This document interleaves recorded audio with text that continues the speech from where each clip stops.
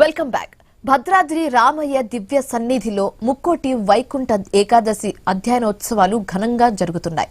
అందులో భాగంగా రాములోరు రోజుకు అలంకరణలో దశవిధ రూపాల్లో భక్తులకు దర్శనమిస్తున్నారు. ఇవాళ కుర్మావతారంలో భక్తులకు దర్శనమిస్తున్నారు. ఆలయ ప్రాంగణంలోని బేడ మండపంలో కుర్మ అవతారంగా స్వామివారిని అలంకరించి ప్రత్యేక పూజలు నిర్వహించారు. కర్పూర నీరాజనాలు సమర్పించారు. కుర్మ అవతారంలో స్వామిని దర్శించుకుంటే శనిగ్రహ దోషాలు బాధలు తొలగిపోతాయని పురాణాలు చెబుతున్నాయి.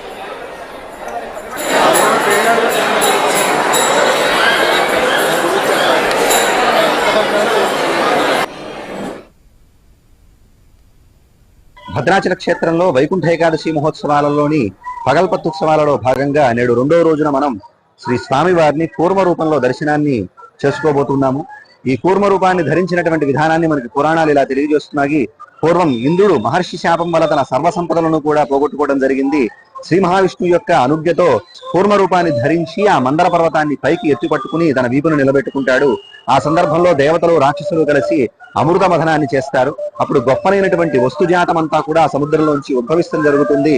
ఇంద్రుడు సర్వసంపదలని పొందుతాడు. అంతేకాకుండా దివ్యమైనటువంటి అమృతాన్ని కూడా స్వీకరించి అమృతత్వాన్ని పొందుతాడు. ఇలా ఇంద్రుడి యొక్క సర్వసంపదలకి కూడా కారకుడైనటువంటి అవతారంగా మనకి కూర్మావతారం కొనియాడబడుతుంది.